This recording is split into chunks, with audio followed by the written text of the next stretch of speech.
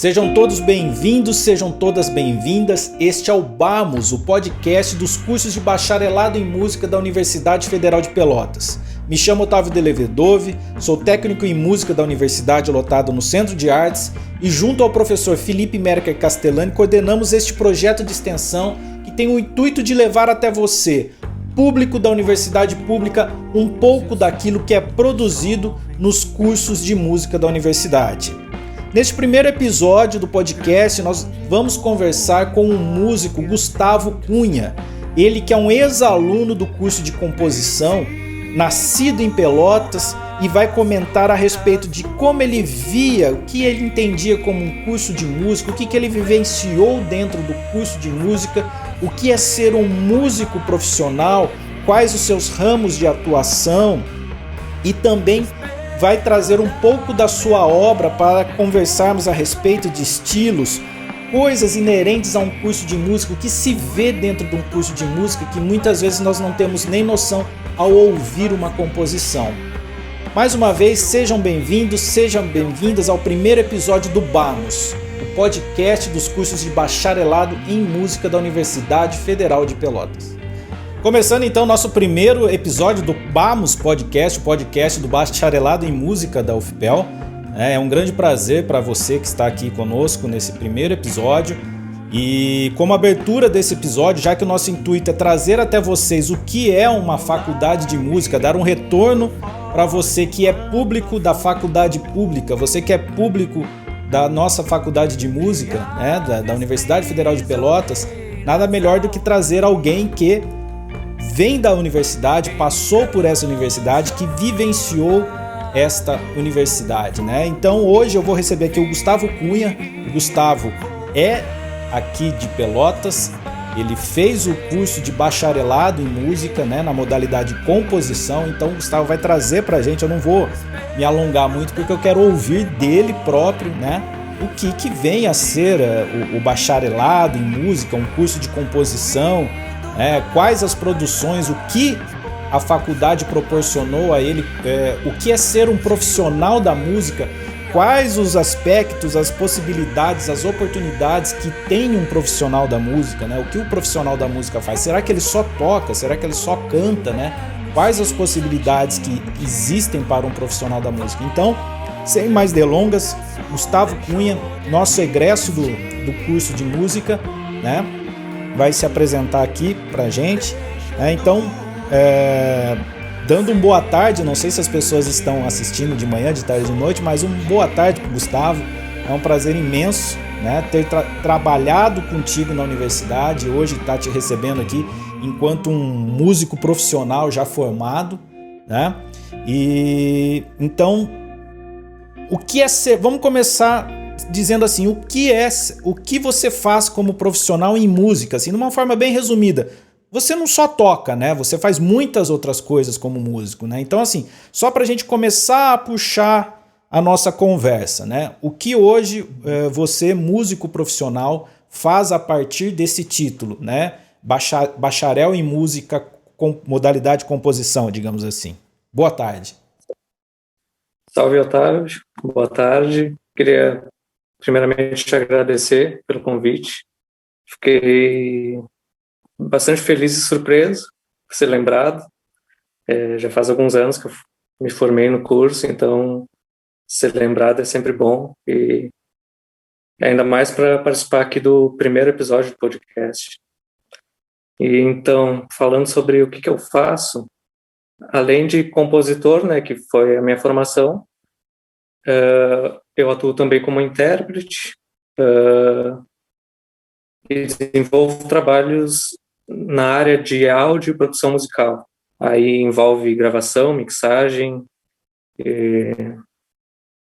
a própria produção musical, e também atividades de gestão de carreira, mais voltadas para a gestão de carreira, como produção fonográfica, né, registro e cadastro, distribuição de música e produção cultural. Entendi.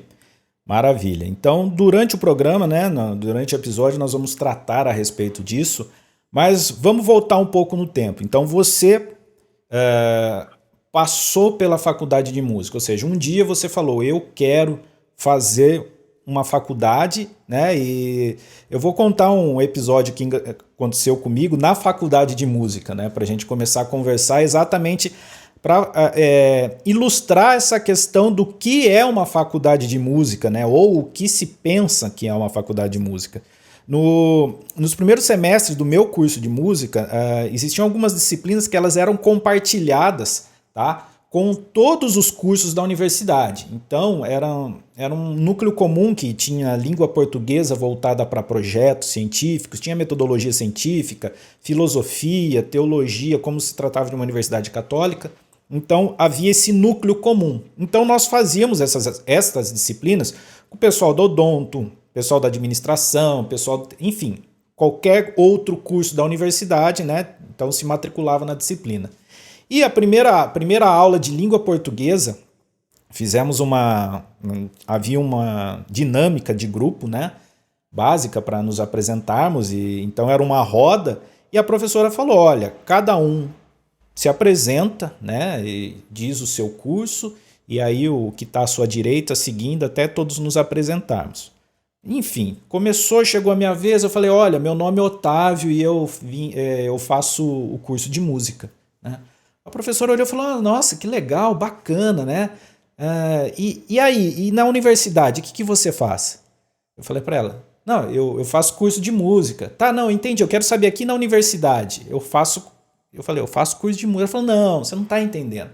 Eu não quero saber o seu hobby, eu quero saber qual curso você veio fazer aqui na universidade, né? Não o curso geral, superior. Eu falei, eu vim fazer bacharelado em música, né? Então você vê, nenhuma própria professora universitária, né, se ligava sobre que existia um curso superior em música na instituição a qual ela lecionava.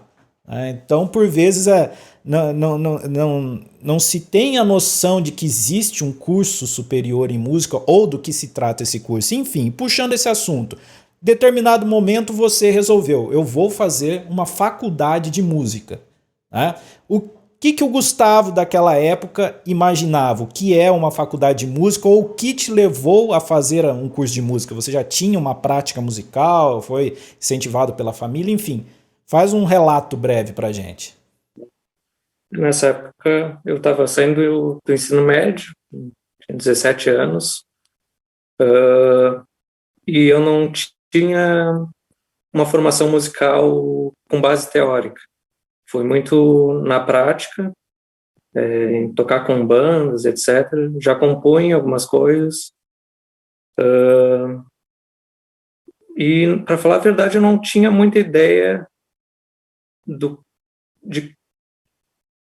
que sim, porque tu pesquisa e vai saber a base curricular e tudo mais, mas de como seria abordado e como seria essa forma de ensino, né? E não tendo uma base teórica, todas as terminações, por exemplo, a harmonia, toda essa questão,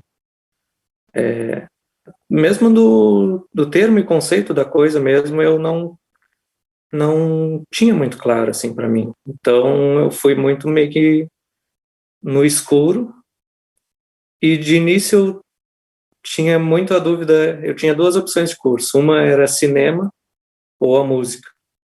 E isso meio que também, vendo hoje em dia, fala bastante, assim, com que até eu venho trabalhando hoje em dia, assim.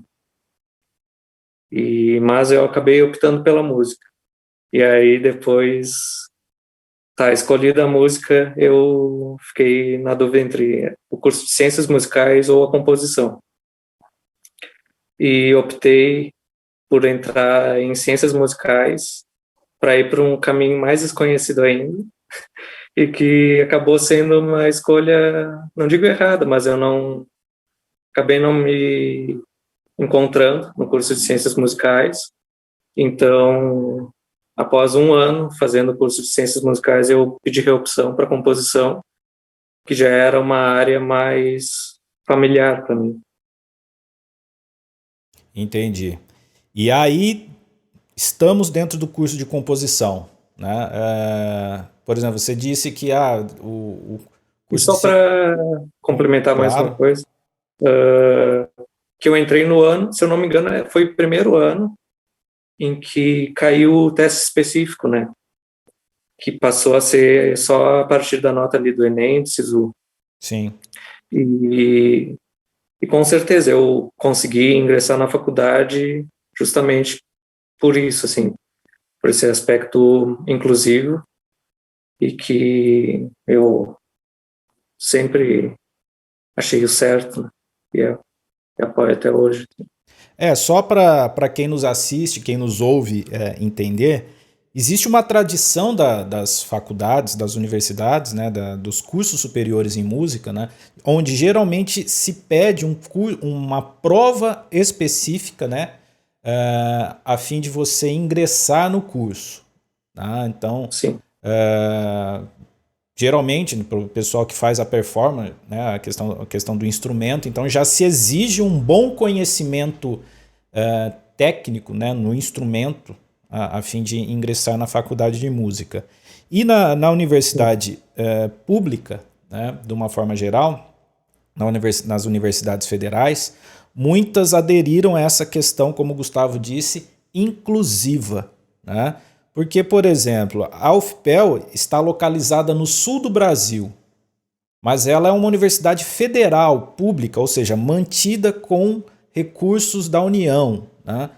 Como que eu vou oportunizar para um estudante que está lá no Nordeste, no norte do país, né, e que tem essa participação como qualquer outro cidadão brasileiro, de ingressar numa universidade que está lá no outro extremo geográfico? Porque eu colocando uma prova específica, eu já obrigo esse aluno a ter que vir até a universidade. Pelo menos era este o sistema, né? Ele era necessário que ele viesse até a UFPEL e fizesse uma prova específica de instrumento, né, a fim de só então averiguar se ele teria possibilidade ou não de ingressar na universidade. Então isso já é uma barreira. O Gustavo, estamos conversando, nasceu em Pelotas, né? Você é de Pelotas mesmo. Então ele nasceu em Pelotas e a universidade está em Pelotas. E quem não está, né? Se tratando de uma universidade pública. Então houve a queda, né, dessa prova específica, algo que eu não vejo problema, né, algum, inclusivo, né? E, inclusive, você pode estender um pouco mais, se for a possibilidade do curso, né, a fim de talvez nivelar alguma dificuldade que você tenha técnica, né, ou teórica num início. Né? Não é um curso engessado, mas em si, então existe essa possibilidade e realmente é algo muito inclusivo, muito importante dentro das universidades. Desculpa te interromper. Não, que é isso. Além da questão do ensino da música, né, prévio à universidade, que incentiva a cultura em geral. Então, se exigir essa base de conhecimento de todos, é desigual, na minha visão. Com certeza, não temos um acesso, né, o acesso ao aprendizado da música, ele é muito individual, né? Então, enquanto criança, é um pai e uma mãe que vai pagar um professor para que se tenha uma educação formal em música, né? Caso contrário, a gente parte para o empirismo, né? A pessoa que vai lá, pega o instrumento, fica brincando, se tem alguma habilidade, acaba se desenvolvendo, mas de forma um tanto quanto autodidata, né? E aí se exige todo um aparato técnico no momento do ingresso na universidade. Ou seja, como você disse, é totalmente desproporcional, né? Numa situação onde no nosso país a gente não tem esse acesso igual à educação, à cultura de uma forma geral. Da mesma forma que você falou que tinha o interesse do curso de cinema, por exemplo, né? Assim como muito similar se fosse uma questão relacionada ao teatro, né? Então não é algo que é difundido, né, e de fácil acesso à nossa ampla maioria da população. Né? Então, muito bem levantado por você essa questão do acesso à universidade, né? Dessa questão de não haver mais essa etapa de uma prova específica. Né? Então vamos lá, seguindo, né? Conseguiu, fez o ingresso, fez a reopção. O que mais te surpreendeu dentro da universidade? Houve algum momento que você falou, nossa, eu nunca imaginei que existiria isso, ou é algo muito inusitado, essa disciplina, sei lá, essa atividade específica que eu estou desenvolvendo na universidade? Ah, acho que logo de início, assim, eu me senti atrás, sabe? Meio que atrasado em comparação à maioria dos colegas, assim, muito por essa função de não ter uma base teórica prévia e tudo mais. Então, foi um primeiro choque, assim, e eu tive que ter a postura de correr atrás, mas, como tu tinha falado, não, os professores também estavam se adaptando em como lidar com o ensino com alunos com diferenças de nível, assim, de desenvolvimento tão discrepantes, né, na época. Isso foi muito interessante também. E logo de início já tive contato com... Inicialmente surgiu como um grupo de estudos, que era entre os alunos mesmo, e depois se tornou um projeto de um grupo de performance mesmo, que foi o Percutralha, que era um grupo onde tinha eu e mais 3 integrantes. No final, né, no início eram vários alunos, aí foi saindo e se tornou esse grupo, que a gente explorava fazer música com objetos e com percussão corporal. E isso me ajudou muito na adaptação e a conseguir chegar num nível de dialogar de igual para igual com todos os colegas, sabe? A partir da convivência com esses colegas e, enfim, a colaboração criativa mesmo. Então, esse grupo foi muito importante nesse início para essa adaptação inicial, assim, para mim. Mas aí, chegando no curso de composição, além de toda a questão técnica, né, que a gente tem mais nos semestres iniciais ali de introdução à composição, são 2 semestres, onde também é apresentado muito repertório, né? Questão de o curso na parte ali das aulas de composição é focado bastante no repertório do século XX e XXI, né? Tem até uma disciplina que se chama Técnicas Composicionais do século XX e XXI, que para mim não era totalmente desconhecido esse repertório, porque antes da faculdade eu já estava escutando coisas mais, enfim,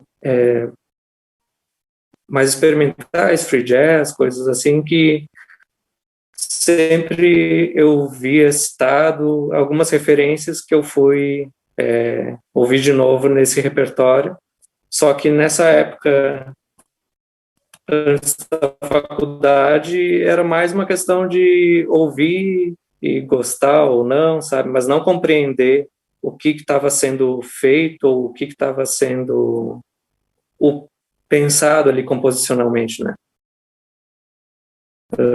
Então, foi muito um ambiente assim de desenvolvimento do pensamento crítico e estético. Eu acho que nas aulas de composição ou falando mesmo sobre aulas de história da música, por exemplo, ou principalmente história da música brasileira, que traz já mais para uma realidade mais próxima e tudo mais.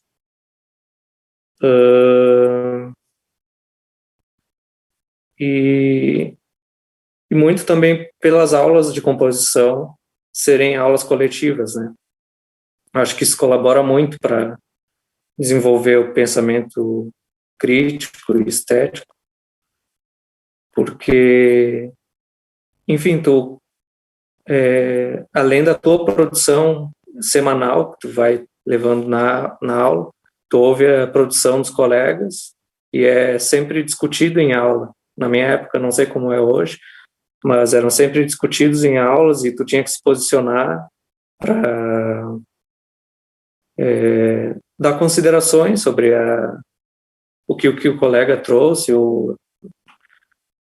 Sempre tinha que, quando tu apresentava uma evolução das composições, tinha que ter alguma justificativa, tinha que ter um embasamento, né? Então isso colaborou muito para esse desenvolvimento do pensamento, tanto de fazer música como pensar a música e encontrar outras formas de pensar a música e fazer música. Não, entendi. Eu vou fazer um relato, uma experiência minha, emendando nisso aí para a gente conversar, né? Quando eu terminei a faculdade de música, né, a graduação, eu ainda frequentei como aluno especial na Unicamp, 2 semestres, né? E a gente fazia ia eu e um colega, e nós, se eu não me engano, era Tópicos Especiais em Música Brasileira, alguma coisa assim, né, o nome da disciplina. E o professor era o professor Marcos Cavalcante, né, um violonista, guitarrista fantástico. E as aulas eram totalmente práticas, né? Então fazíamos um semicírculo na frente dele, ele ficava no meio, com o violão, com a guitarra, dependendo da aula, geralmente com a guitarra. E discutíamos o assunto, né, igual você está falando. Então começávamos a tocar, né, e sempre tinha isso que você disse, nós pararmos, ouvirmos e comentar o que a pessoa do lado fez, né? E eu lembro que uma vez ele, então, vamos tocar, cada um vai fazer a improvisação, né? E depois que todos tocarem, você vai comentar o som de quem está à tua esquerda. Tá bom. Tá, vamos lá, não sei o quê. Todo mundo tocou. Aí chegou a minha vez de comentar, né? Então, eu falei, gostei muito da interpretação do colega, né? Da música. Gostei muito das dissonâncias que ele usou. Ele falou, pode parar. Quais dissonâncias ele usou? Então, eu te pergunto assim para você falar, porque às vezes as pessoas que não estão dentro da academia, né, ou não estão dentro de um curso superior, ou que não se aprofundam no estudo da música, né, não sabe que a música vai muito além do ouvir, né? Quando você faz uma análise consciente, existem várias estruturas que nós paramos, ouvimos, identificamos, para que a coisa vá além do gosto. Vai mais do que falar, eu gosto ou não gosto. Eu posso até não gostar, mas eu preciso reconhecer que é uma música bem feita, bem estruturada. Ou o contrário, eu gosto, mas é muito simples, é algo extremamente simples de se fazer. Então eu gostaria que você pudesse comentar um pouco com a gente esses elementos musicais que, quando a gente vai a fundo no estudo da música, nós aprendemos, nós desenvolvemos, nós sabemos observar, entender, criticar, né? Gostaria que você falasse um pouco disso para a gente. A forma é um desses aspectos. A gente pode encontrar forma binária, forma ternária, depois formas maiores, como a forma sonata, ou até a inexistência de forma também. Por exemplo, pega uma música aleatória, por exemplo, não fica clara a forma, né? Por exemplo. Mas, enfim, todos esses elementos, além de harmonia, contraponto,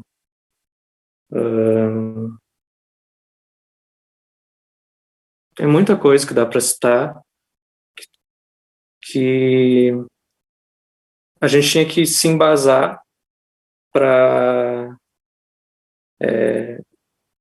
dar uma consideração coerente com o que a gente estava pensando e criticando, não no sentido de criticar, né, mas de dialogar. na, na composição dos colegas ou na própria composição mesmo. Então, também a disciplina de análise musical, que é bastante importante, assim, para ficar mais clara essa questão, assim, para a gente aplicar nas aulas e tudo mais. Entendi. Então, por exemplo, vamos pegar esse gancho aí que você falou, a forma musical e até a ausência de forma, né? Porque de uma concepção geral, né, de uma concepção do cidadão médio, vamos falar assim, música é algo com uma melodia, uma harmonia e um ritmo, né? Mas e aí? Música pode não ter som? Música pode ser silêncio? Pode ter ruído? Pode não ter harmonia? Pode não ter ritmo? Né? Porque às vezes as pessoas confundem a coisa, né? Ou não têm essa noção.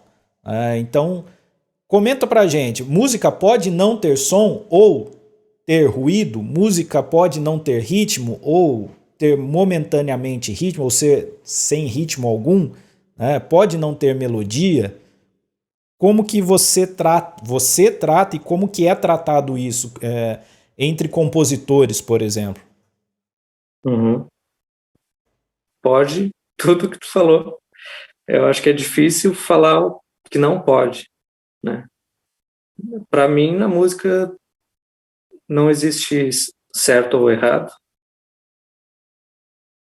Depende de como tu apresenta isso e como tu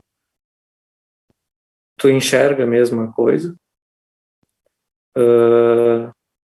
É possível, sim, ter uma música totalmente silenciosa. Tu vê isso na composição que é bem... é bastante discutida, e que é a 433 do John Cage, só que a questão não é a ausência total de som ali, né? Tem toda a questão de ouvir o que se passa no ambiente e tudo mais. Então são outras formas de abordar a música, além dessa questão de harmonia, melodia, é uma forma de enxergar a música como ou o som, o próprio som, o ruído, a textura, como um objeto artístico mesmo. Não que a outra músicas feitas com harmonia e melodia sejam menos ou mais artísticas. É que eu quero dizer que todas elas podem ser igualmente uma obra interessante, uma obra de arte válida. E de uma forma geral, eu costumo, da minha parte, por exemplo, usar um exemplo, né, a música, né, trabalhamos ela com o sentido da audição, digamos assim, né? Sim. Apesar de sentirmos muito a vibração no corpo, né, quem é instrumentista sente muito, gosta, né, percebe a vibração e inclusive acha estranho quando não tem essa vibração. Percebe algo estranho no instrumento pela forma como ele vibra, nem quase pelo som que ele emite, né? Mas pensando nessa questão do sentido da audição e comparando esse sentido a outros sentidos que nós temos, né? Por exemplo, enquanto criança eu detestava o sabor amargo, entendeu? Era um negócio que qualquer coisa que eu sentisse o mínimo de sabor amargo, né? Eu detestava. Né? Em compensação, um suquinho doce, né? um suco de morango é uma delícia, né? Enquanto você é criança ali, não sei o quê. Mas você vai crescendo, você vai evoluindo, né? Você vai desenvolvendo. E às vezes o amargo, né? Por mais que seja algo que de certa forma possa ainda desagradar, mas você começa a entender, por exemplo, pensando nutricionalmente, que aquele sabor amargo também tem seus benefícios. Existem alimentos que têm aquele sabor amargo que são interessantes para você. E de repente você começa a aprender a apreciar aquilo racionalmente, mas também aprende a saborear o contexto, o conjunto. E pensando na música, né? O suquinho de morango é aquela música de forma estrofe e refrão, harmonia dentro de um campo harmônico, né, de um único campo harmônico, uma única escala, né, uma instrumentação simples, então algo que não causa nenhuma estranheza à percepção nossa, né, à nossa audição. E quando a gente começa a ir para esse lado, né, texturas sonoras, né, não necessariamente só um som, um único som, né, então temos texturas sonoras, temos ruído, né, temos formas diversas, padrões rítmicos diversas, harmonias aleatórias, né, então tudo isso é também algo que é falho, digamos assim, na educação musical nossa, né, e que é um sentido que pode ser educado e evoluído, né? Você começar a entender novos conjuntos sonoros, né? Por exemplo, mais uma vez um exemplo meu. Eu detestava, não, é pesado, mas, cara, eu estranhava muito sonoridade de acorde com sexta. Eu achava algo muito esquisito. Hoje eu sou apaixonado, entendeu? Mas, cara, era um negócio assim que não ia, sabe? Então, você vai entendendo a relação, você vai entendendo como se aplica. Opa, agora fez sentido, agora faz parte, faz parte da minha linguagem musical, né? Então, tratando agora a música como uma forma de expressão, uma linguagem, uma forma como eu me expresso, né? Me expresso, meus pensamentos, minhas ações. Enfim, hoje, né, com o desenvolvimento, essa sexta nos acordes, né, me agrada demais, né? Então são elementos que o silêncio, o ruído, a ausência de forma, harmonias aleatórias, enfim, como você disse, acho muito legal isso que você colocou, a regra é não ter regra, né? Não, então assim, se aprende, se sabe, né, e se escolhe fazer, não se aprende as regras a fim de estar simplesmente subordinados a ela, né? Subordinada a estas regras, mas para saber como utilizá-las, quando utilizá-las, dentro dessa linguagem que você imagina, né? É isso, quando você vai compor, você tem todo esse arcabouço teórico, né? E você vai pensando, é isso, bom, hoje eu vou fazer uma composição, eu quero fazer uma composição, determinar, estou sentindo tal coisa, você vai nesse arcabouço teórico e começa a pensar, é mais ou menos isso o teu processo composicional, digamos assim? O processo acho que varia de trabalho para trabalho, assim, mas eu gostei muito da analogia que tu fez, porque é muito isso, é uma questão de compreensão, e com essa compreensão tu vai expandindo o teu vocabulário, e isso facilita muito na hora de fazer essa tradução da música que tu está pensando e conseguir chegar no resultado que tu quer, né? Isso facilita muito. E até uma outra forma que eu pensei aqui, que me abriu muito a cabeça durante a faculdade, foi pensar também o espaço como um elemento composicional. A música, além de ritmo e melodia, harmonia, também tem um espaço, tem um deslocamento do som acusticamente, tudo mais. Isso daí abriu muito a minha cabeça, e foi até uma parte do meu TCC, assim, foi abordada essa parte, mas a gente pode falar mais para frente, assim, Tá. sobre isso. Não, Mas falando sobre... Pode falar. Não, exatamente. Eu vou querer falar mais na frente, porque é algo que eu escutei também, além das músicas que você me enviou, eu dei uma peneirada ali nas plataformas, né? Mas vamos conversar mais à frente Certo. sobre isso. Mas aí, então, falando sobre o processo, para mim varia muito de trabalho para trabalho, assim, o que pede. E aí que entra a importância de ter alternativas e ter desenvolvido um pouco mais todos esses aspectos de vocabulário mesmo, para conseguir encontrar soluções e realizar aquilo que tu pretende, né? Aquilo que é pedido ou que tu quer alcançar mesmo. Então, meio que varia muito, assim. Se eu vou compor uma trilha, claro, tem a relação com a imagem. Se eu vou compor uma canção, Enfim, tem relação com a poesia, tem tudo isso, assim. E mesmo que a poesia venha depois, porque acontece muito assim durante o meu processo, a maioria das canções que eu compus a harmonia e a melodia antes da letra, por exemplo. São poucas as canções que eu escrevi a letra antes para depois musicar elas, né? Então, varia muito. Depende do que é, do tipo de composição que tu tá trabalhando, eu acho. Entendi. E ainda nesse tema, por exemplo, você usou dois termos muito legais, né? Então, aquilo que eu pretendo e aquilo que se pede, né? Eu acho que um negócio que é interessante falar com as pessoas é o músico, o compositor, não necessariamente ele acorda iluminado e fala, vou compor, recebi uma música, né, do além, né, vou escrever essa música. Não, por vezes você é pedido algo que você não tem necessariamente ideia a respeito, né? Você como compositor profissional é pedido, olha, eu preciso que você componha uma música a respeito de uma cena de filme, de uma temática tal, né? E você não necessariamente fica esperando a iluminação, né? Então, Sim. comenta com a gente, por exemplo, você recebeu uma encomenda, né? Uma trilha sonora específica para determinada cena, que tem determinada iluminação, determinado tema, enfim. Como que é isso? Como que você basicamente, né? Só para, digamos assim, desmistificar um pouco. Sim. Primeiro passo, eu acho que é ir atrás de referências do que já se foi feito, né?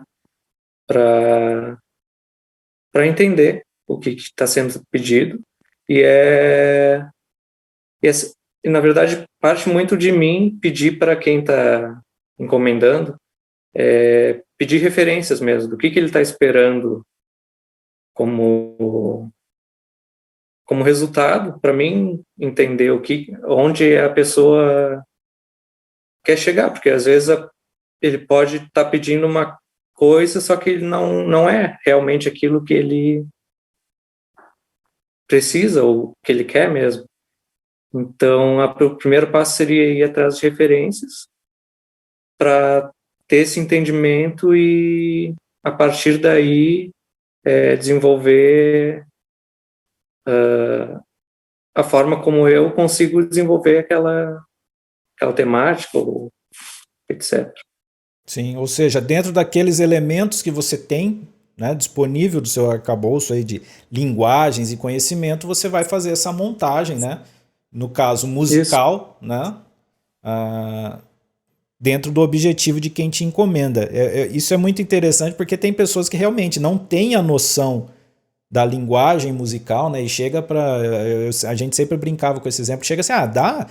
Eu preciso vender um produto e eu preciso ter uma imagem leve, né? Então eu preciso de um som meio azul, um som de nuvem, né? Então, pô, como que é um som de nuvem, né? O que é um som azul, um som de céu, né? Então, são relações que o compositor ele tem que saber traduzir, né? Como você disse, principalmente a quem te encomenda, né? A situação.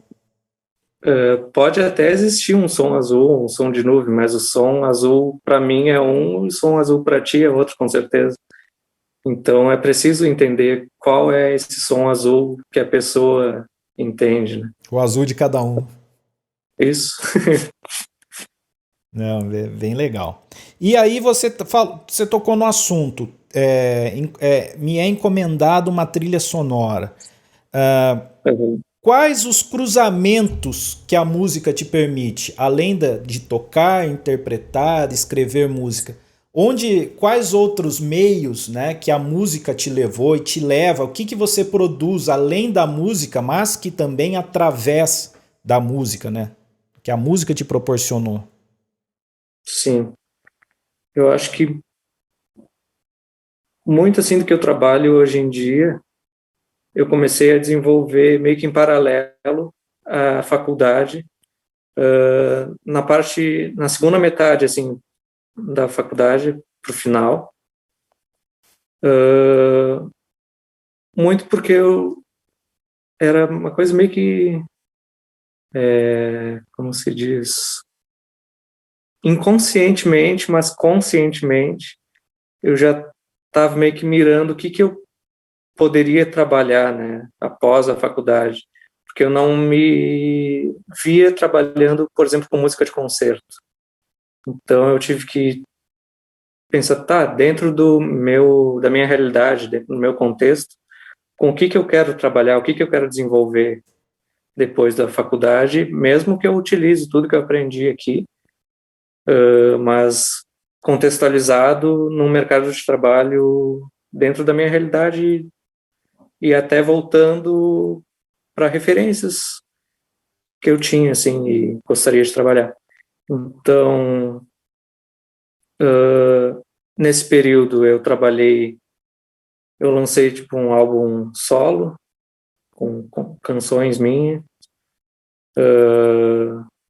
trabalhei com trilha e aí foi muito uma questão de buscar trabalhar com trilha. Eu pensei, bom, a gente tem um curso de cinema aqui, eu tinha alguns amigos no curso, então eu fui atrás deles para buscar trabalhar nas produções que eles faziam na faculdade. E aí, dentro dessas duas produções, do álbum e da trilha, já vieram infinitas possibilidades, assim, porque com o álbum, por exemplo, não é só tu tocar e compor, tocar e tá feito o álbum, né? Tu tem que... Aí foi outro choque, assim, tu tem que gravar, tá, não é só gravar, tu tem que mixar, você tem que masterizar, você tem que depois registrar essas composições, você tem que distribuir essas composições para chegar nas plataformas. Você tem que fazer divulgação, aí já envolve a questão da gerenciamento de carreira. Então, e para o cinema o mesmo, tu tem que mixar, tu tem que entender dessas outras partes do áudio. E então surgiu tudo como uma necessidade para conseguir realizar os meus trabalhos e uma necessidade financeira mesmo, porque tudo isso cada trabalho desses envolve investimento, né, de dinheiro. Eu não tinha como fazer esse investimento, então eu tive que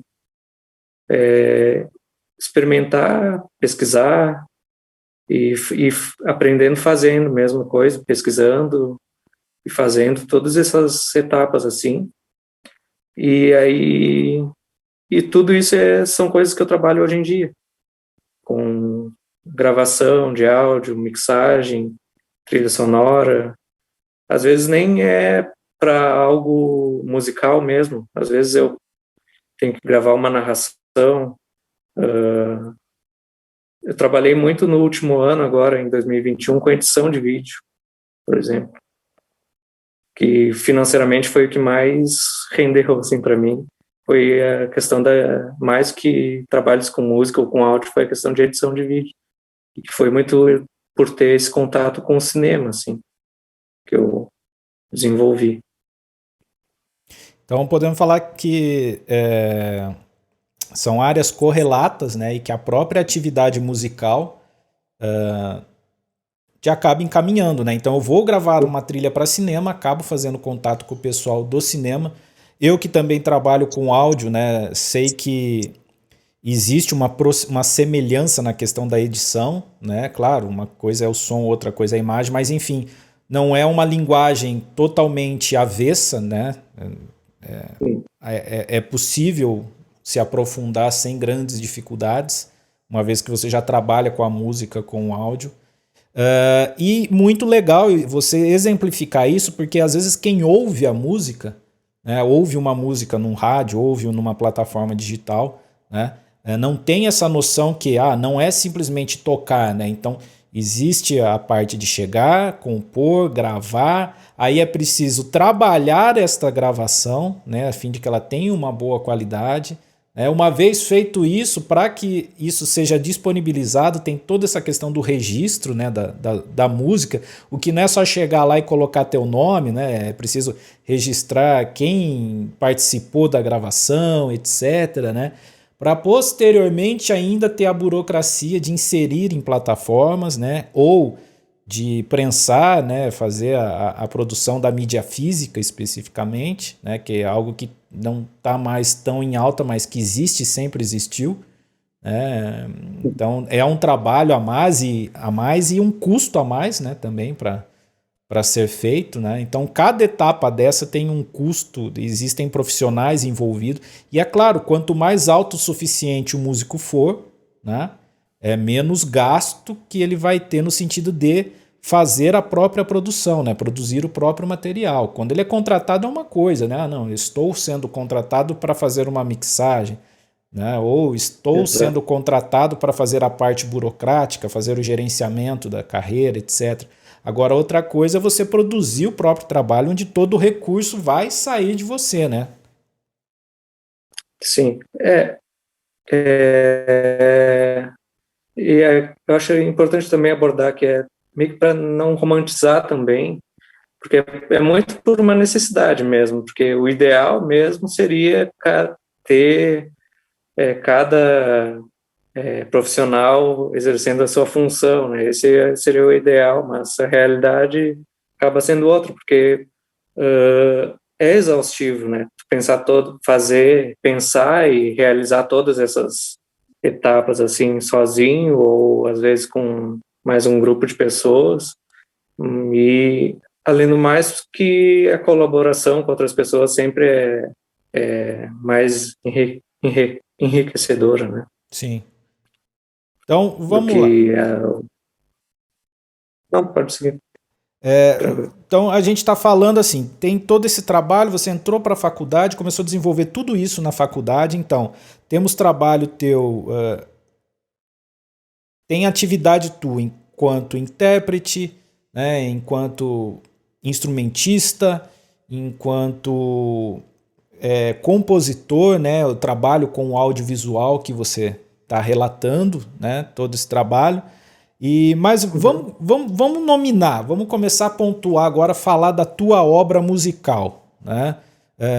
E outras obras assim pontuais tuas, assim, que pertencem a você, que você fez, né, como obra própria, então não para terceiros. Vamos pensar cronologicamente, até para que imagine, é muita coisa, né? São muitas vertentes assim. Mas vamos lá. Você disse que participou do Percutrale, então, né, o grupo de Eu acho que percussão. o Percutralha é um bom começo. Era um grupo de percussão com objetos e percussão corporal, um grupo de composição e performance. E era muito uma questão de descobrir como utilizar o som de cada objeto musicalmente. E isso abriu assim muito a minha cabeça assim para possibilidades de criar música mesmo e pensar a performance, porque era um grupo muito performático, né? Tinha toda essa parte de desenvolver a performance, era quase que um pouco teatral, assim. Esse foi talvez o primeiro projeto que eu tive, foi o primeiro projeto que eu tive desde que eu entrei na faculdade. Depois do Percutralha, eu lancei um álbum que se chama Lo-Fi, de 2015, mas foi trabalhado durante 2014 e início de 2015, que foi muito um laboratório, assim, para eu descobrir tudo aquilo que eu comentei anteriormente, enfim, de como me gravar, de como mixar, depois como registrar uma música, como distribuir essa música. Foi muito esse laboratório, esse álbum, assim, eu vejo. E foi a primeira experiência que eu tive, assim, com ter que divulgar o meu próprio trabalho de uma forma mais intensa, assim, contínua, né? E eu acabei meio frustrado, assim, porque eu não sabia que, enfim, tem toda a pré-produção, a produção e a pós-produção, né, quando tu realiza um trabalho. E esse trabalho de pós-produção é tão importante, ou é tão importante quanto a produção do trabalho. Então, Não é só chegar e eu gravar. não... eu meio que tomei esse choque, assim, e agora, como é que eu vou divulgar para isso chegar no máximo de pessoas possíveis? E aí eu meio que desisti no meio do caminho, assim, no meio da divulgação dele, assim. Mas serviu muito como uma experiência de introdução a todos esses aspectos, assim. E também para me encontrar mesmo como compositor mesmo. Ter uma primeira experiência de desenvolver um trabalho próprio, assim, sabe? Com canções, mesmo que as canções tivessem formas meio loucas, assim, não fossem canções tradicionais, assim. A instrumentação é tudo mais eletrônico, por essa questão de trabalhar, enfim, com home studio. Então, se trabalha muito com instrumento digital e tudo mais. Então, o que eu tinha em mãos para trabalhar era isso, assim, eram mais instrumentos, trabalhar com beats e sintetizadores, entre a guitarra, voz, etc. Isso. Guitarra e voz são, sei lá, os instrumentos mais orgânicos, assim, nesse trabalho. Aí, ao mesmo tempo do primeiro álbum, eu comecei esses trabalhos com trilha sonora. O meu TCC, que eu desenvolvi em 2016, daí, ele é uma espécie de curta, só que eu chamei ele de videomúsica, pela questão do... Enfim, no cinema tem toda uma hierarquia entre som e imagem, né? Que tem aquela imagem de que o som está muito para reforçar, para potencializar a imagem, né? O som está muito a serviço da imagem, né? Tem essa visão assim da trilha para o cinema. Então, o que eu quis fazer no meu TCC era que fosse uma relação igualitária entre imagem e som. Então, meu TCC aborda isso, sim, a relação criativa entre imagem e som, quanto os dois se influenciam mutuamente. E aí a segunda parte do TCC foi sobre a espacialização, porque eu trabalhei a mixagem desse vídeo música em Surround 5.1. Enfim, o estéreo são 2 falantes, e no Surround 5.1 se trabalham com 5 falantes fazendo a difusão sonora, mais uma caixa de subgraves, né? Então, aí eu já consegui trabalhar tipo, toda essa questão de relação imagem, som e a questão da música no espaço, né? Espacialidade de som. Também já tinha trabalhado a espacialidade em uma composição que até foi uma das composições que eu te enviei para ser tocada.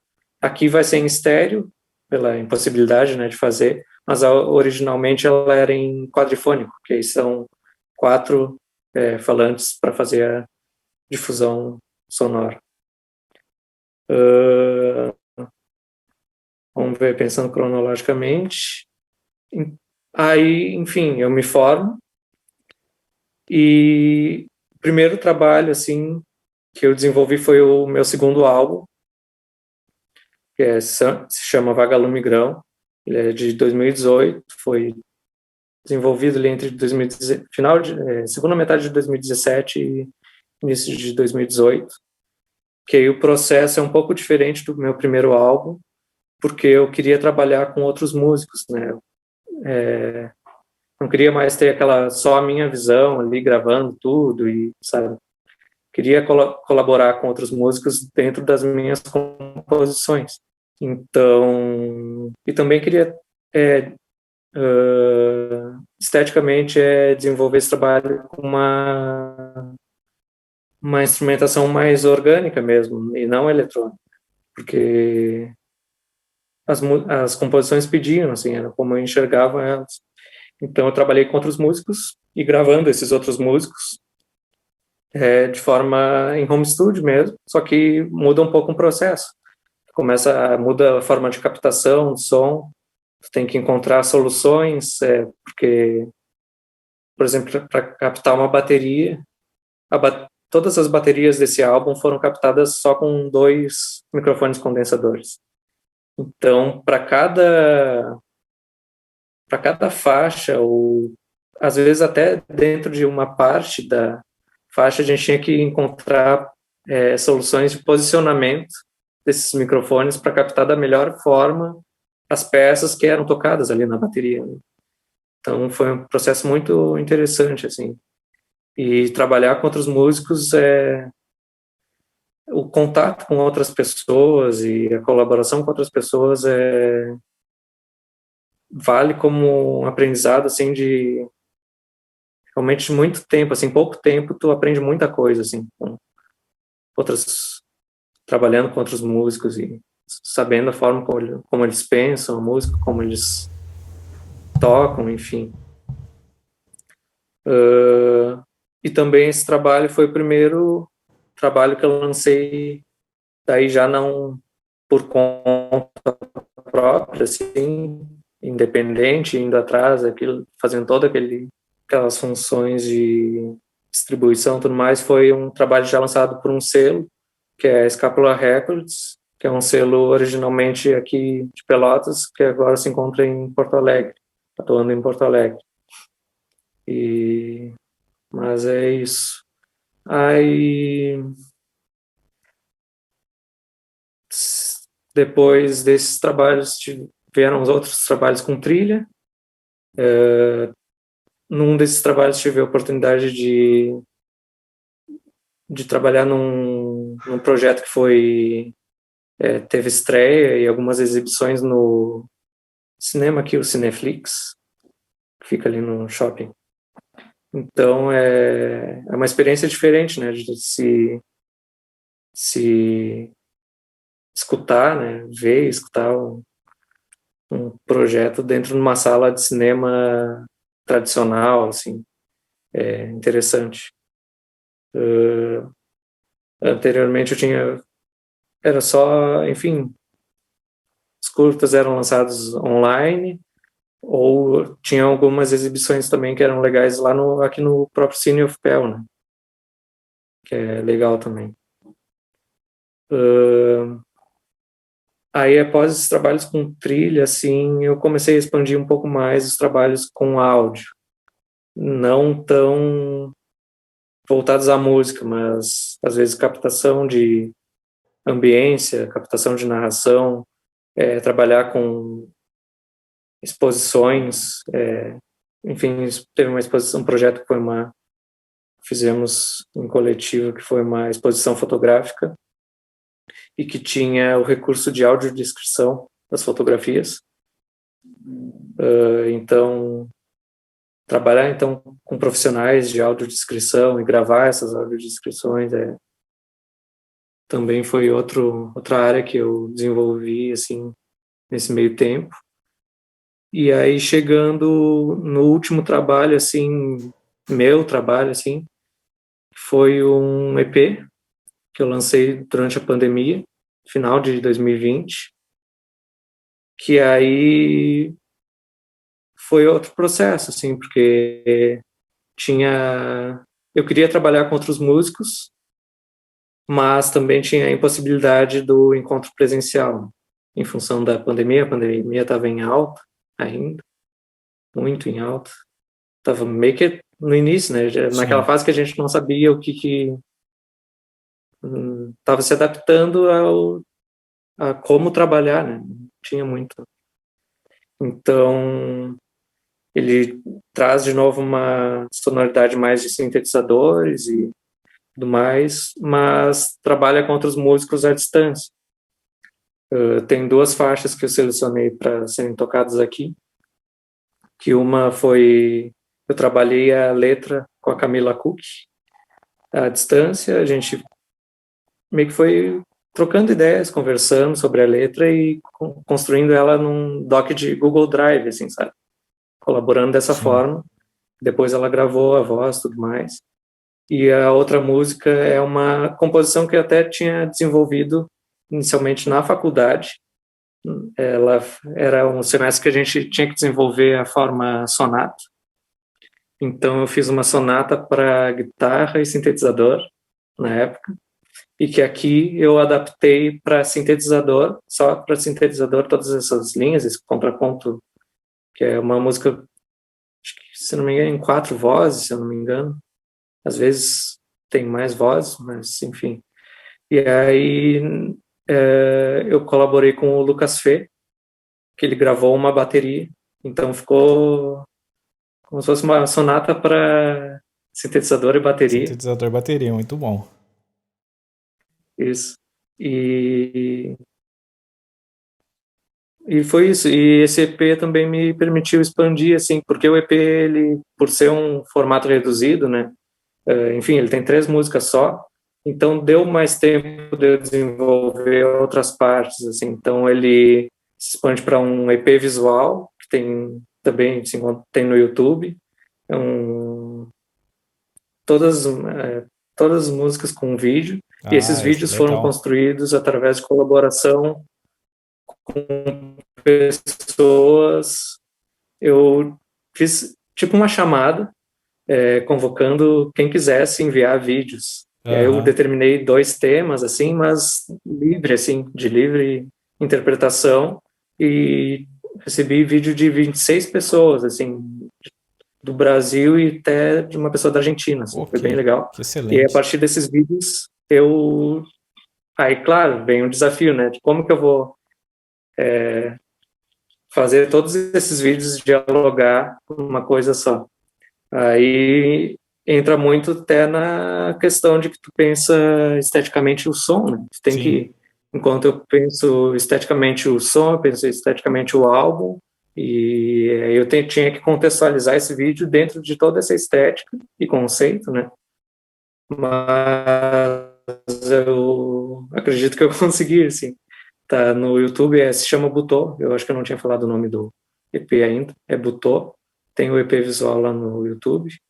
E depois disso ainda ele se transformou num zine mangá, que é uma publicação onde é discutido, enfim, todas essas questões conceituais do trabalho. E tem até depois ali uma conversa entre eu, a Cook e o Lucas sobre o nosso processo, assim, composicional, como se deu a distância, e para cada uma das faixas foi desenvolvida uma história em quadrinhos, no estilo mangá, estilo japonês mangá, por 3 artistas diferentes. Pô, que fantástico. Que eram todos conhecidos também, amigos aqui da faculdade, artistas aqui que estudaram aqui na UFPEL. Sim. Pô, excelente. Fantástico mesmo. Bom, estamos falando de obras, né? Então vamos começar a ouvir, né, um pouco dessa obra, e aí você vai comentando. Então a música de abertura, né, a música que abriu o podcast, né, é uma música do Gustavo, o nome da música é Grão, né? Então, novamente vou soltar aqui para ouvirmos um trecho e comentarmos em seguida.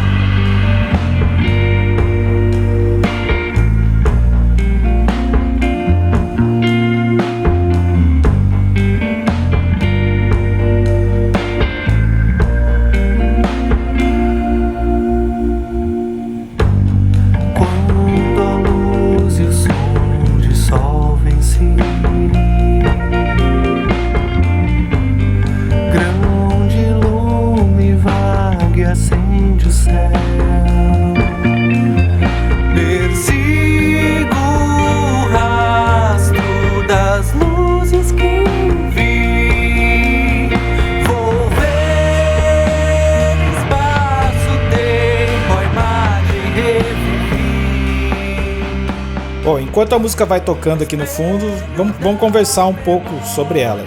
Onde que ela tá? Qual álbum? no segundo álbum, o Vagalume Grão. Foi aquele álbum que eu comentei que aí eu trabalhei com outros músicos e gravando esses outros músicos também. Sim. Os músicos que eu trabalhei nesse álbum foram o Dionísio Souza, da Kiai, embaixo, o Vini Albernaz, que fazia parte da Musa Híbrida, também é um produtor musical. Ele também fez essa parte de coprodução musical e depois ele mixou o disco também. E o César Goulart, que era baterista da Esquimós, que é uma outra banda aqui de Pelotas. E eu busquei muito trabalhar com eles pela individualidade de cada um, assim, que eu achava que ia somar, assim, para o que eu queria chegar como resultado sonoro final, assim, cada um trazendo sua individualidade para criar uma coisa nova, assim. Enfim, cada trabalho acaba sendo uma escola, né? Cada trabalho acaba sendo um grande laboratório onde a gente acaba aprendendo a tocar diferente, a ver diferente as coisas. De repente, aquilo que a gente planeja, imagina, mentaliza no momento da composição, de escrever, quando tem esse congregar de outros músicos, né? E por vezes muda tudo, mas acaba formando a personalidade daquela peça, né?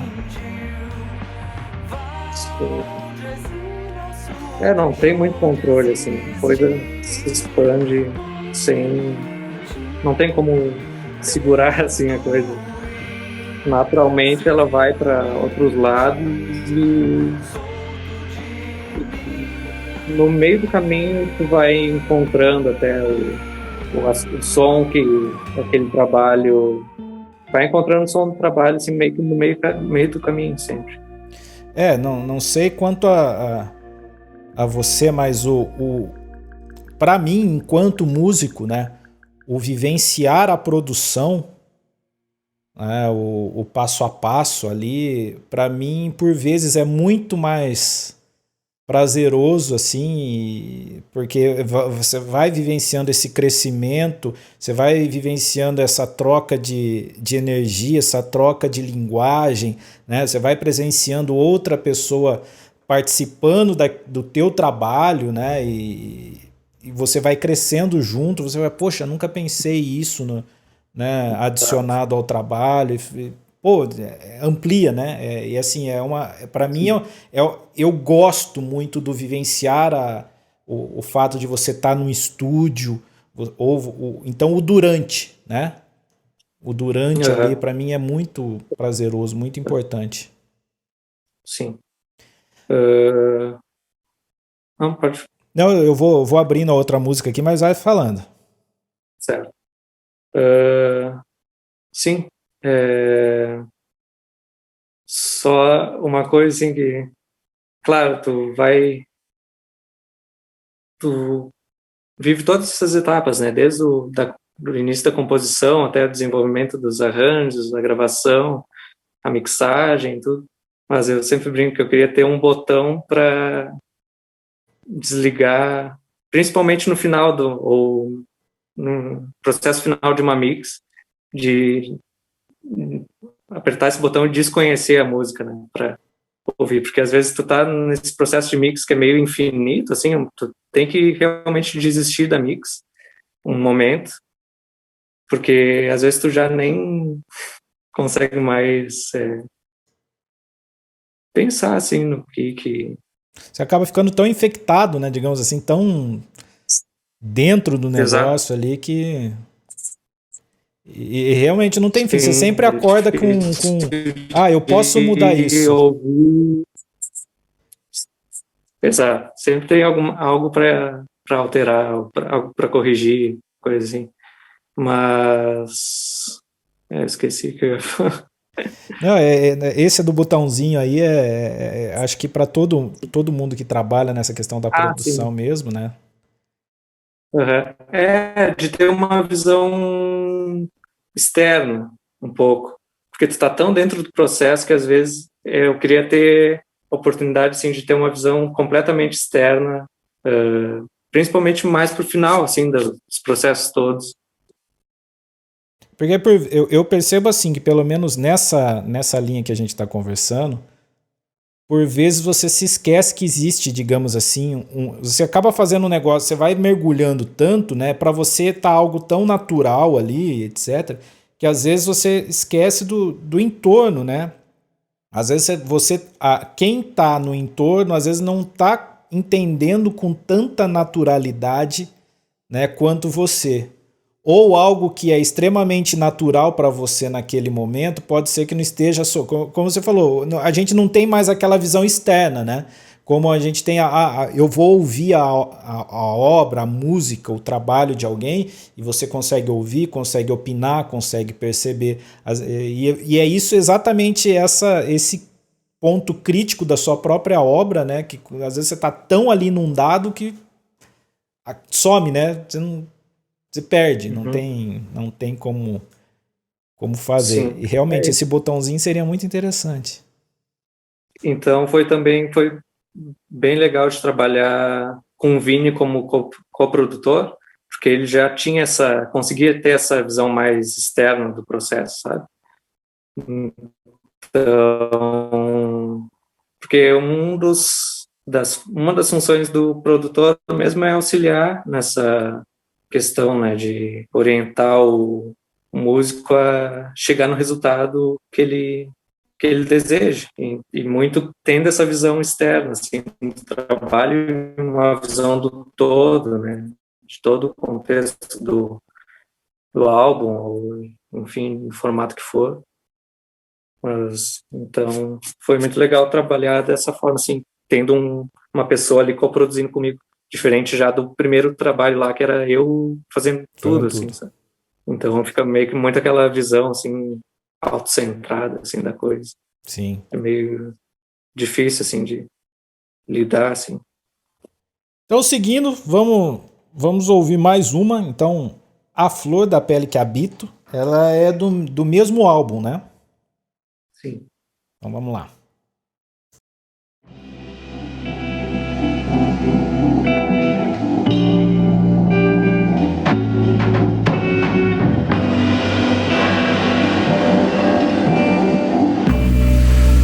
Encontrar no lugar onde me perdi, onde habita em mim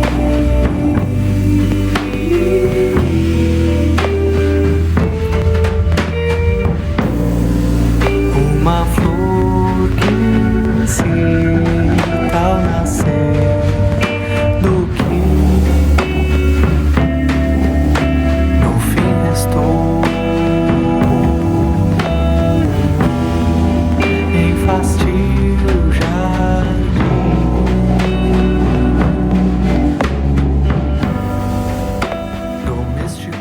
Essa daqui, falando um pouquinho do que eu ouço, né? Tem bastante da questão da espacialização, do trabalho do espaço. Sim. Da textura também. Eu percebo, assim, por exemplo, eu tô com... eu escuto os instrumentos, por exemplo, muito dispersos, né? Colocado cada um num canto, ao mesmo tempo que sim, eu ouço a preocupação da sonoridade do ambiente, né? Dá um timbre, não, complementa o timbre, dá um tempero, é como a iluminação numa cena de um filme, né? Que pode tornar uma sala totalmente sem graça, assim como pode tornar uma sala sem graça um negócio fantástico. Sim, essa questão de espacialidade acho que fica bem claro nessa faixa, assim, é muito do que cada faixa pede, assim. Eu tô bastante na pré-mix, na verdade. Foi mais ou menos uma etapa de produção, assim, do trabalho, já com tudo gravado, porque eu gravei cada músico individualmente.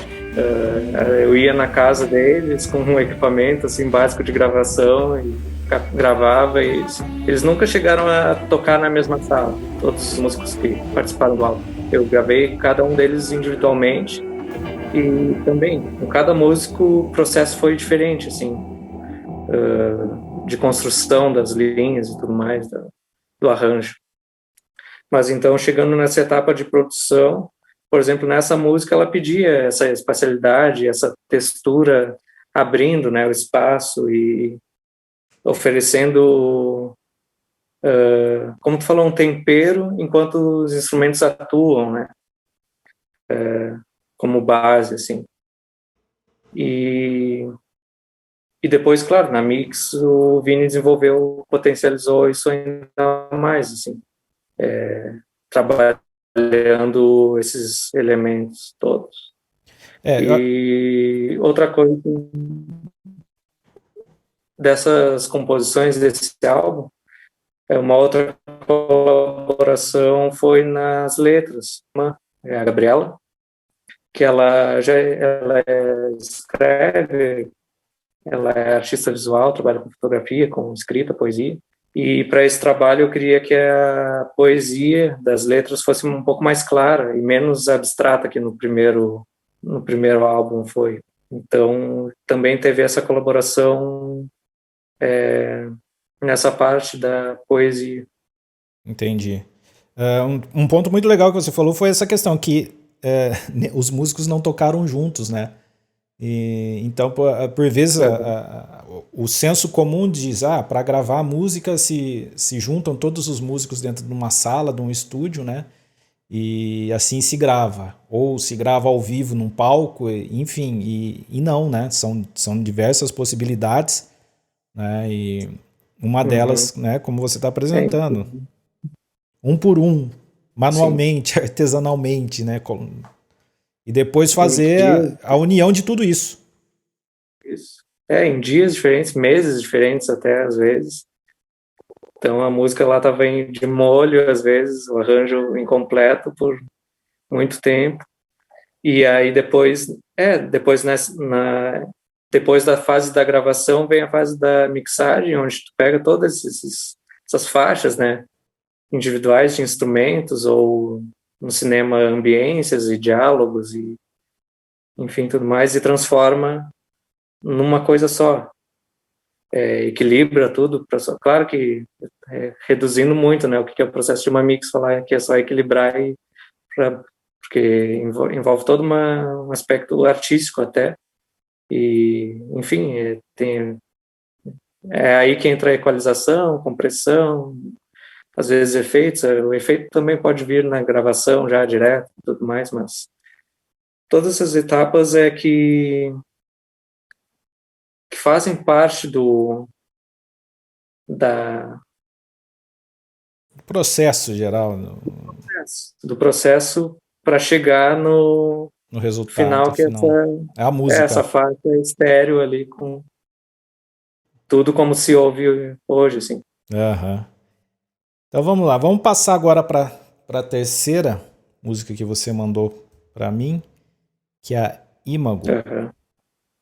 Que essa é a que você disse que foi feita em quadrifônico, e aqui ela está em versão estéreo, é isso? Isso. Então, vamos lá.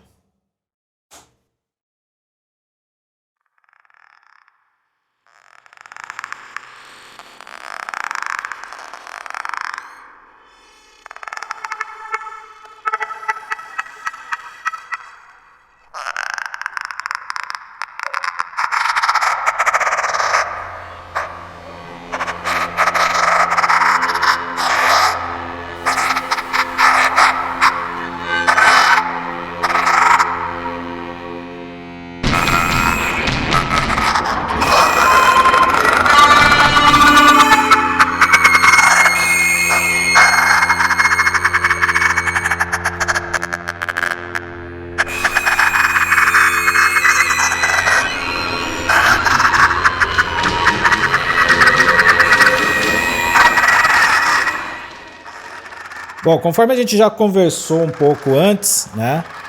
Música pode ou não ter harmonia, pode ou não ter ritmo, pode ou não ter melodia, né? Então, qual é o conceito dessa música, assim? O que, apesar de, assim, não quero uma explicação tua da tua arte, né? Mas, assim, contextualiza pra gente como de onde vem essa composição, qual o objetivo para qual ela foi feita. Certo.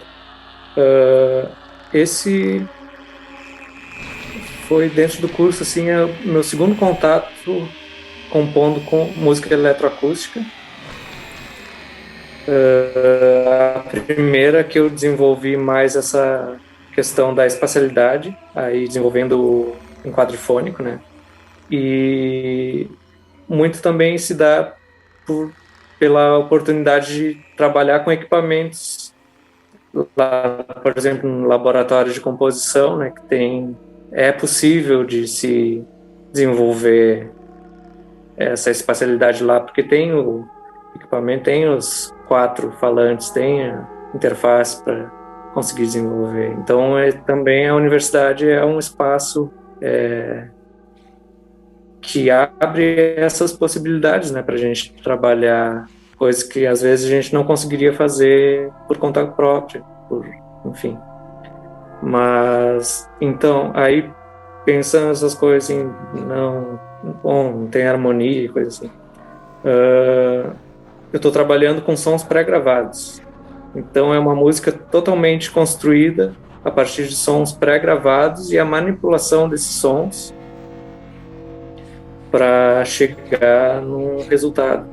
E trabalhando esses sons com uma forma também, porque ela tem a forma ternária. A gente estava desenvolvendo nesse semestre a forma ternária. São 3 partes, né? Pode ser um A, B. Nesse caso é um A, B e C que ela tem. E foi, eu acho que a primeira composição que eu trabalhei pensando a concepção dela com elementos extramusicais. Então, imago ou imago, esse conceito, ele tem 2 definições do próprio termo.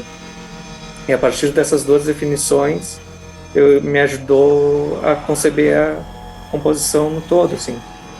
Para a biologia, seria a terceira fase do estágio final de uma metamorfose de um inseto. Então, com esse conceito, eu consegui elaborar a forma dessa música em forma ternária. E para a psicologia, seria uma imagem inconsciente criada nos primeiros anos ali da infância, tem de uma pessoa, e que isso influencia diretamente como tu enxerga essa pessoa futuramente, sabe? Então isso me levou assim a pensar no caráter da peça, de como ela deveria soar e enfim, isso assim. Então trabalhar a música pensando em elementos extramusicais que façam analogias ou que influenciam diretamente no fazer assim da composição mesmo. Entendi. Foi a primeira experiência, se eu não me engano.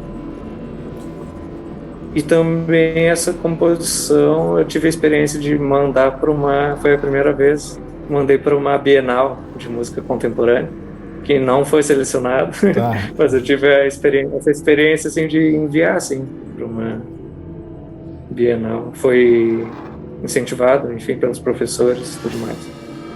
Entendi.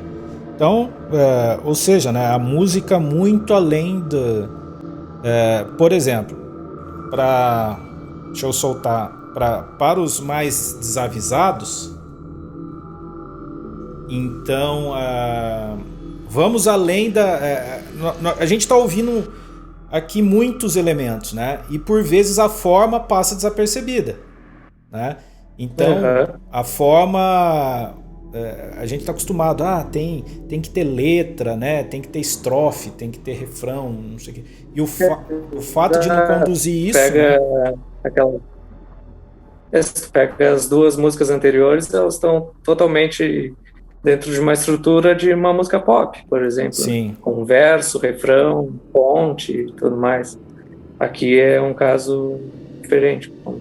Desculpa te interromper. Não, muito pelo contrário. E é exatamente isso. Existe a forma, né? Que você... pela riqueza de outros elementos que tem aqui, de outros sons, né? E questão da espacialidade, etc., você vai percebendo, às vezes a forma passa despercebida, porque é tanto, né? E aí que entra a questão da música, né? Do ir além na música, do simplesmente sentar e ouvir, né? É que você vai tendo essa ideia de outros elementos, outras possibilidades, né? Do enriquecimento harmônico, melódico, timbrístico, igual a gente falou, textura, sons, ruído, silêncio, ambiência, né? Que às vezes a forma que é algo tão característico, né? Ainda que presente, ela passa desapercebida, porque ela tá em igualdade com outros elementos ali, né? Então, fantástico. Um outro conceito muito interessante que o professor Rogério Constante, que era meu professor de composição na época, eu tive dois professores de composição, da disciplina de composição. Primeiro foi o Rogério, depois o James Correia. E esse é o conceito que o Rogério desenvolvia bastante, que era o de percurso dramático, né? De como tu conduzir esse percurso numa composição de tensão, de clímax, e depois de repouso ou não, dependendo do... Conseguia conduzir a forma a partir desse percurso, assim, de como esse percurso se desenvolvia durante a música mesmo. Sim, os elementos vão trazendo essas sensações, né? Vão somando, enfim. Não, excelente, é muito interessante dentro de todo esse contexto que a gente está conversando, né? Então você está mostrando a tua obra, desde algo, como você disse, dentro de uma forma pop, né? Como indo agora para esse trabalho do eletroacústico, trabalhando a espacialidade, etc., né? Eu achei importante trazer uma composição, uma produção da época da faculdade, assim, até para contextualizar o que a gente trabalhava lá dentro. Assim. Sim. E querendo ou não também, mesmo como tu falou naquela última música ali na anterior, tinha muita espacialidade, então querendo ou não, eu trabalho tudo que eu aprendi na faculdade, só que em contextos diferentes, né? Sim. Sempre você vai puxando elementos. Fazem parte, né, da tua linguagem, de você. Exato. Passando para a próxima, então, Sombra e Fuga.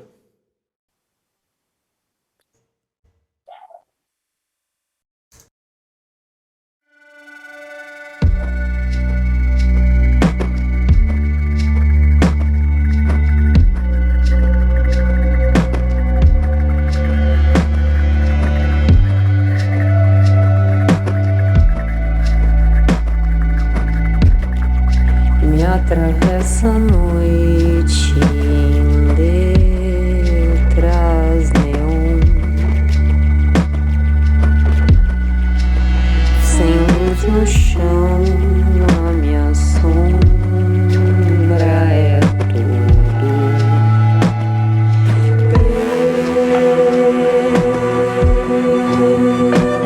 pelos fios do meu fio.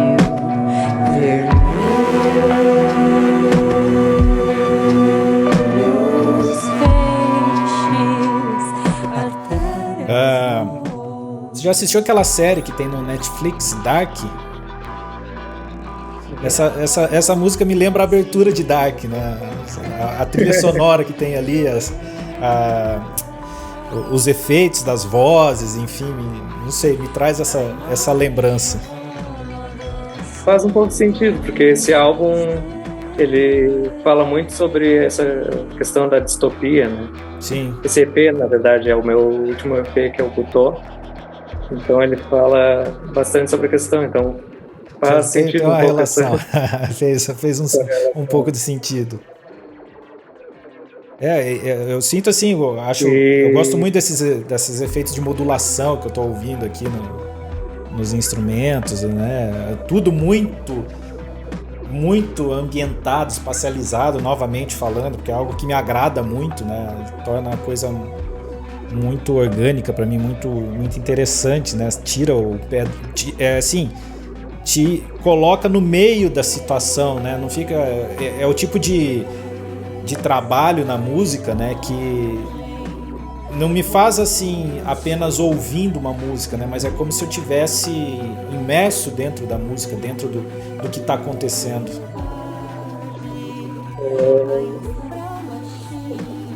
eu queria comentar duas coisas, assim,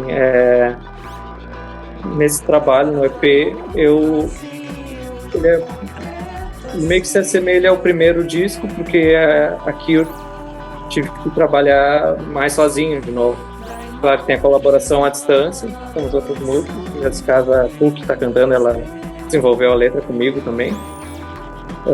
Mas eu mixei já esse EP novo, produção musical todo sozinho, mixei, já estava me sentindo um pouco mais, depois de todos esses trabalhos, sabe, ter colaborado com outros músicos e aprendido muita coisa, eu já me sentia um pouco mais maduro, assim, para mixar e chegar no som que eu queria chegar, sabe?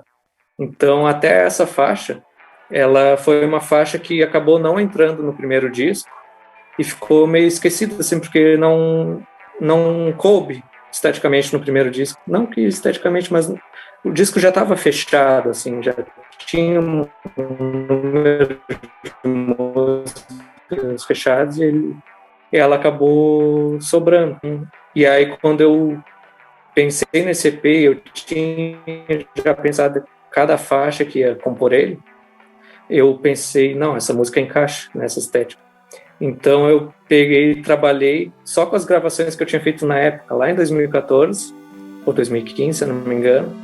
Eu usei como material de... Claro que aí eu praticamente remixei ela toda, picotei ela toda, totalmente diferente de como ela era antes, mas eu praticamente fiz como eu gostaria de que soasse, talvez o meu primeiro disco, contextualizando com o que eu sei hoje, assim, sabe? Então, eu consigo enxergar, assim, essa evolução, assim. Se eu pego para ouvir aquela gravação da outra época e essa gravação, eu consigo ver, assim, essa evolução e assim, mais um amadurecimento de talvez chegar o mais próximo do que eu quis, assim, agora em 2020, assim, sonoramente, assim. Eu acho que eu consegui chegar. É bem interessante esse E ponto que você tocou, né? Eu peguei uma obra minha que estava lá atrás, né? Trouxe para cá e eu acho que é essencial isso a qualquer artista, né? O sentido de ele nunca estar pronto, né? Ele está sempre com a mente e com a disposição para novas possibilidades, né? Para crescer, né? Para novos conhecimentos. Enfim, aquilo que surgiu lá atrás, entendeu? Igual você disse, ficou guardado, você trouxe, né? Revisitou a sua própria obra, né? Retrabalhou a tua própria obra com uma propriedade diferente, hoje mais maduro, como você diz, né? Com mais elementos, né? E se você fizer isso, provavelmente daqui a 5, 10 anos também vai haverá diferença, né? Entre... é, é meio que infinito, assim, a gente nunca, acho que a gente também nunca está satisfeito, assim, a gente sempre quer, e é esse o processo, é sempre um processo meio que infinito de descobertas e conhecimento, assim. Nessa faixa, acho que as únicas coisas gravadas agora foram as vozes mesmo. De resto, são tudo gravações da época que depois que eu retrabalhei agora. Excelente. E aí o segundo comentário que eu queria fazer, que tu falou dessa... Tu tinha comentado ali de ouvir a música e contextualizar outras coisas, né? E para mim o meu processo assim composicional, lá no início eu falei, depende do projeto, mas uma coisa que talvez una tudo é que ele é muito imagético. Me vem muita imagem assim na cabeça, às vezes é abstrata ou não, ou às vezes até narrativa, que me ajudam a contextualizar uma composição na hora de criar, assim. Então, são imagens mentais mesmo que influenciam nessas concepções e, às vezes, até na concepção de um conceito, de um trabalho. Tudo isso ajuda e colabora na hora de compor. Excelente. Vamos passar, então, para a quinta, né? Para a última daquelas que você me enviou. Agora você vai você vai precisar confirmar o nome dela para mim, né? É Tsukinome. Tsukinome. Tsukinome. É. Então vamos lá.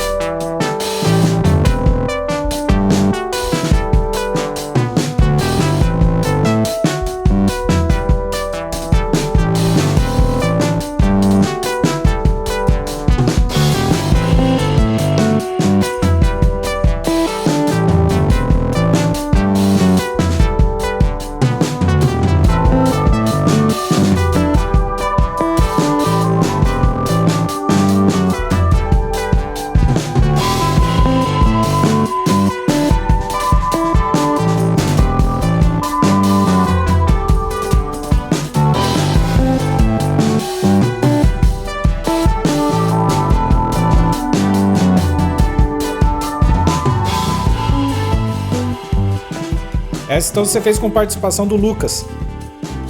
Isso. E é um trabalho que você trouxe do contraponto, foi isso?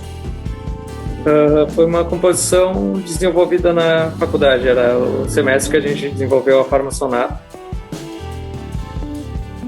E aí eu retrabalhei ela, adaptando, né? Que antes era para guitarra e sintetizador. Eu passei só para sintetizador. E aí eu chamei o Lucas para compor essa parte percussiva, né, da bateria. E gravado com 2 microfones a bateria. Não, o que foi gravado com 2 microfones foi no segundo disco, tá. As 2 faixas iniciais lá. Esse ele gravou, foi do processo à distância daí. Entendi. Aí ele gravou no estúdio lá em Porto Alegre, no estúdio da Pedra Redonda. Tá. Então também a distância, né? Não estavam todos juntos. Não, eu só enviei a linha do sintetizador para ele, expliquei conceitualmente o que eu pensava e a gente conversou assim, o que a gente pensava, vários takes diretos, assim. Tá. Improvisando, compondo, improvisando, né? A improvisação não deixa de ser uma composição. Sim. Com certeza não, é uma composição. E eu utilizei o take 3 inteiro, ele não tá... O take de bateria inteiro sem nenhuma edição, assim, tá... Tudo que ele tocou no take tá como tá aí. E é meio surreal, assim. Não, o Lucas é fantástico, né? É uma pessoa de uma energia, né? Mais do que falar assim, como músico, que fica claro ouvindo ele tocar, que ele é um músico excelente, mas a energia dele... E aí você tocou num ponto que eu acho muito interessante da parte do compositor, né? Que é o fato dele conversar com o intérprete da obra, né? Com aquele que vai participar do registro ali e ter essa interação, é isso que eu estou pretendendo, é isso que eu imaginei, né? E os pensamentos e as intenções se complementarem, né? Sim, acho que tudo isso colabora muito, porque faz com que a pessoa entenda o que tu tá pensando, né? E fique mais dentro do processo, né, do trabalho. E às vezes são coisas que até uma analogia que tu faça às vezes ajuda muito, sabe? Ajuda a pessoa na interpretação, ajuda a pessoa a pensar como compor uma linha e tudo mais. Sim. Eu vejo porque, por exemplo, né, falando do nosso cotidiano na universidade, então por vezes chega peça para mim, ó, olha, preciso que você toque grave, faça peça, tá, eu vou executar, né, sim, tudo bem. Mas eu sempre que possível faço questão de ouvir ao compositor. Eu peço, ó, o compositor pode entrar em contato comigo, às vezes o contato vem por algum dos professores da composição, por causa de alguma disciplina, né? E aí eu peço para eles, olha, o compositor pode conversar comigo, né? O autor da peça, para exatamente eu entendê-lo, né? Assim como também me fazer entender, porque são coisas específicas de um instrumento que às vezes o compositor não necessariamente toca o instrumento, né? Ele tem uma noção do som que ele quer, né? Então faz parte de eu entender da parte dele o que ele pretende, né? Assim como compartilhar com ele também das possibilidades que eu, enquanto intérprete, né, consigo extrair e produzir para ele, né? Então creio que assim, agora falando o contrário, né, como um participante de uma obra, né, eu cresço, né, por ouvir a intenção real do compositor. Olha, eu escrevi pensando nisso. Sim. Porque o fato de eu ler uma informação numa partitura, né, não necessariamente eu capte toda a intenção do compositor. Né? Então é um suporte ao registro musical, a partitura, né, mas não necessariamente ela traz toda essa intenção. E realmente esse contato do intérprete, né, igual você falou, eu conversei com o Lucas, mandei minhas intenções, o que eu pretendia, o que eu imaginava, igual você falou, de repente apresentar alguma analogia, né, ajuda muito nessa construção. Por exemplo, nessa daí eu lembro que eu conceitualmente pensava muito tipo num diálogo entre humano e máquina, sabe? Isso com certeza mudou na forma até dele tocar e pensar como ele ia compor essas linhas e tudo mais. Beleza. Então, a gente falou das peças, comentamos sobre ela, né? Mas para a gente ir encaminhando para o final aqui desse nosso episódio aqui do podcast, né? Você tem uma produtora. Sim, se chama Fuzz Lab, que é uma ideia de laboratório de criação. É mais um espaço que eu estou criando para divulgar de uma forma mais efetiva e deixar um pouco de divulgar uma coisa mais pessoal, sabe? Expandindo para um canal de divulgação onde eu consiga englobar tudo que eu trabalho criativamente, desde o trabalho de áudio, produção musical, composição de trilha sonora, até edição de vídeo, criação de identidade visual, tudo isso está englobado dentro dessa ideia de não deixa de ser uma produtora, mas eu vejo mais como um espaço de divulgação assim do meu trabalho, que eu estou começando a desenvolver agora. Pegando um pouquinho do que você falou, né? Mais uma vez, você trabalhando para você mesmo, né? Em toda a frente possível e imaginável, né? A realidade acaba exigindo isso, né? Eu não recomendo para ninguém, mas é a realidade e a gente tem que trabalhar com o que se tem, assim. Sim. Não, a realidade, é o que se impõe, né? Eu falo assim, pegando um pouco do gancho, né? A gente sempre... em meus trabalhos, eu tento ao máximo valorizar outros profissionais, né? Então... Sim.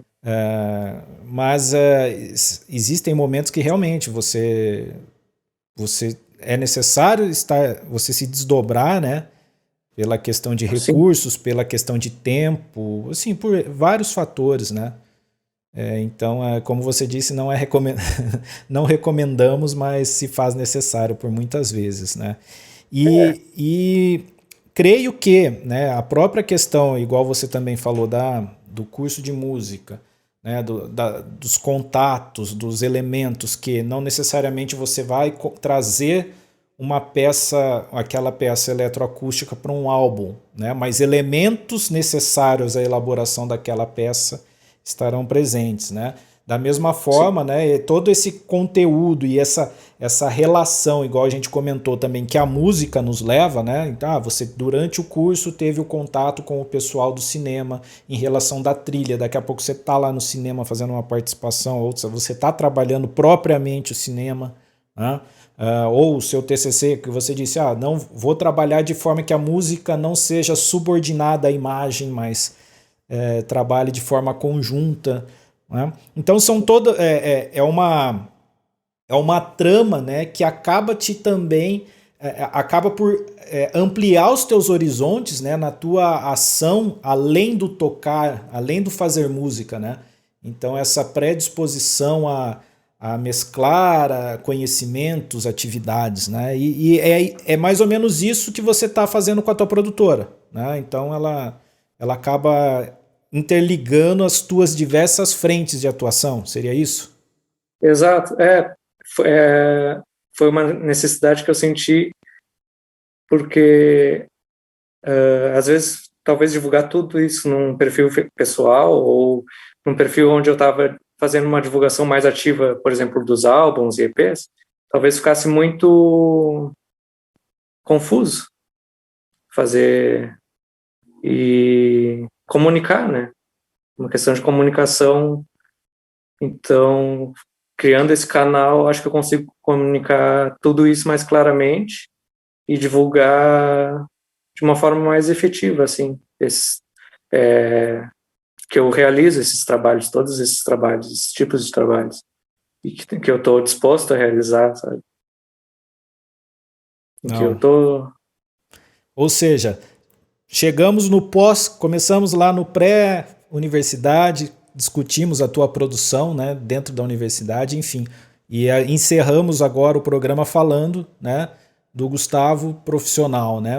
Assim, encerramos esse, porque nós temos, apesar da arte não necessariamente estar limitada, né?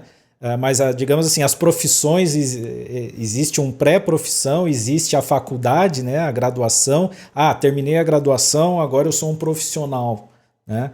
Mas enfim, agora trabalhando a questão do Gustavo formalmente profissional da produção musical, do audiovisual, do gerenciamento de carreiras, né? Então, muito legal a gente fazer todo esse trajeto e mostrar, né? Tá trazendo estas possibilidades, né? O que um curso de música proporciona, né? E claro, discutindo a música como profissão mesmo. É uma coisa que estava pensando esses dias, que foi sancionada aquela lei, agora no final de 2021, que reconhece a profissão a profissão compositor. Sim. E tu vê, diz muito, assim, sobre tudo isso, ter sido só agora, no final do ano passado, ter esse reconhecimento, sabe? É trágico. É trágico, porque, por exemplo, o que o Bach, né, enquanto mestre de capela, né, o que ele era então? Né? Até que se saiba, ele sobrevivia da própria composição, né? Mas e aí? Só agora, né? No Brasil, por exemplo, é reconhecido o compositor enquanto profissional, né? Então, realmente, é interessante, mas trágico, né? Pensarmos sobre essa realidade, né? Sim. Enfim, Gustavo, quero então te agradecer, né? Foi muito importante para a gente começar esse projeto, né? Então, como projeto de extensão, o objetivo é estender a comunidade, ao público, né? Um pouco da atividade do dos cursos de bacharelado em música, né, por sua vez do Centro de Artes da Universidade e da UFPEL como um todo, né, trazendo um egresso, um ex-aluno, né, e muito interessante o fato de trazer alguém que é de Pelotas, né, ou seja, tem um vivenciamento local, né, isso também se torna importante, né, e você permanece em Pelotas, né, então você é de Pelotas, você fez você se tornou, vamos usar o termo aqui, nós estamos conversando, você se tornou um profissional em Pelotas e você atua profissionalmente em Pelotas, né, não somente, mas digamos, está localizado em Pelotas, então já é um exemplo muito interessante, muito importante para a gente começar esse projeto com esse primeiro episódio aqui do nosso podcast, trazendo um ex-aluno e um profissional com uma gama tão grande de atuação, né? É muito importante para contextualizar o que é ser músico, né? Não é só tocar um violãozinho ou cantar, né? Tem muito a ser feito, muito é feito, né? E muito ainda se desdobra, que somos surpreendidos, né, a cada dia, no meio, como você disse, no meio de uma própria obra, de uma própria composição, de um próprio trabalho, com tantos outros conhecimentos e outras atividades que você se pega fazendo, né? Exato. Pode ser, às vezes pode ser só tocar um violão e cantar, mas são infinitas as possibilidades, né? E eu acho que acaba meio que todo músico acaba meio que fazendo mais de uma atividade em função de tornar a coisa sustentável, né? Então tem, por exemplo, tanto como compositor, intérprete, dar aula, coisa que eu já não tenho essa facilidade, não tenho muita didática, então eu parti trabalhar mais para essa área do áudio, essa outra área de produção, né? Mas tudo isso é importante assim para contextualizar a nossa profissão.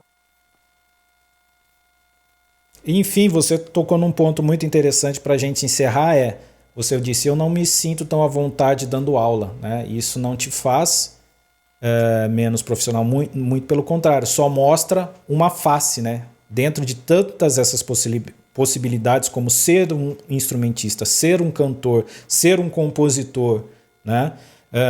Ser um produtor, né? Ser alguém que gerencia carreiras e também Sim. dar aulas, né? Então não existe nem como dominar todas essas áreas, né? Você acaba ficando deficitário em alguma, mas é mais uma amostra, né, da amplitude, né, de tudo que a gente pode atuar enquanto músico, né? Então fica aqui meu agradecimento mais uma vez, muito obrigado em nome do Centro de Artes. Sei que o professor Felipe também, Castellani, né, que também é um dos idealizadores, eu junto dele, né, somos os idealizadores desse projeto, então o teu nome, né, como sugestão veio a partir dele, né, da gente, ele hoje como coordenador também do bacharelado em música da universidade, né, ele citou da tua importância dentro do teu trabalho enquanto integrante da universidade, mas também como uma referência hoje para quem está na universidade e para nós, de uma forma geral, enquanto músicos. O teu trabalho, com certeza, é uma referência para todos nós. Então, mais uma vez, meu muito obrigado por participar, né, por ter aceito esse convite. Foi um grande prazer. Eu que agradeço. Agradeço a ti, ao professor Felipe.